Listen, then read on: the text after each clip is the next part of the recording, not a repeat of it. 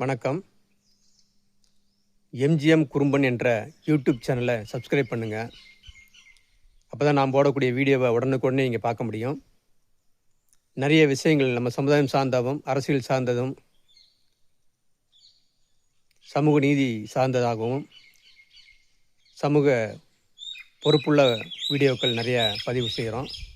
அதை நீங்கள் உடனுக்குடனே பார்க்கணும்னா எம்ஜிஎம் குறும்பன் என்ற யூடியூப் சேனலை சப்ஸ்கிரைப் பண்ணுங்கள். அப்போ தான் உங்களை நீங்கள் லைக் பண்ணிங்கன்னா உங்களுக்கு உடனே நான் போடக்கூடிய வீடியோக்களை நீங்கள் பார்க்க முடியும்.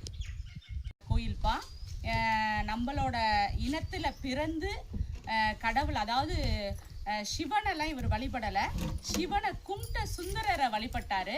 சுந்தரர் அந்த பாடல்லே சொல்லுவார், நான் பேயருக்கும் மிளலைக்கும் அடிமைன்னு சொல்லி சுந்தரர் பாடியிருப்பார். அந்த பேயர் யாருன்னா காரைக்கால் அம்மையார், மிளலைனா நம்ம ஐயா குறும்ப மிளலையார் ஐயா. இவர் ஒரு சின்ன ஒரு குறுநில மன்னராக தான் இருந்தார். ஆனால் சிவ தொண்டு செஞ்சார். எல்லாத்துக்கும் சாப்பாடு அந்த சிவனடியாருக்கு சாப்பிட்டு தான் இவர் சாப்பிடுவார்.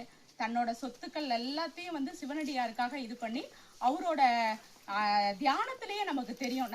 உங்களுக்கே தெரியும், நிறைய பேர் இந்த சாமி கும்பிட்றவங்களுக்கெல்லாம் அந்த கனவுல நடக்கிறது கனவு வரும். அது மாதிரி ஐயாவுக்கு தியானத்துல இருக்கும்போது சுந்தரர் சிவனடியாருக்கு போறாருன்றது தெரிஞ்சு போச்சு.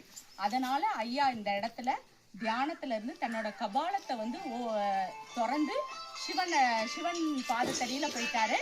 அடுத்த நாள் சுந்தரர் வந்தாரு. சுந்தரர் யானை, வெள்ளை யானையில வருவாரு.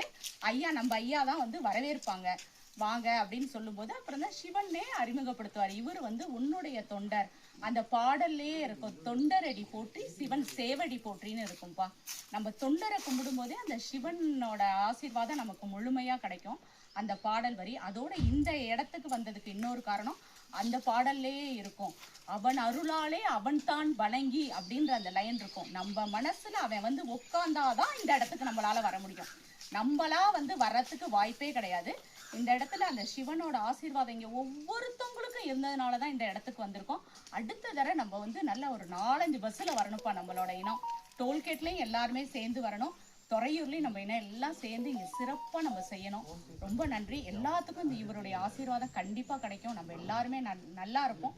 நம்ம ஒற்றுமை எப்பொழுதும் இதனோட நம்ம வளர்ந்துக்கிட்டே இருக்கணும். நம்மளோட ஒற்றுமையில் பெரிய லெவல் நம்ம கொண்டு வரணும். ரொம்ப நன்றி. தேங்க்யூ.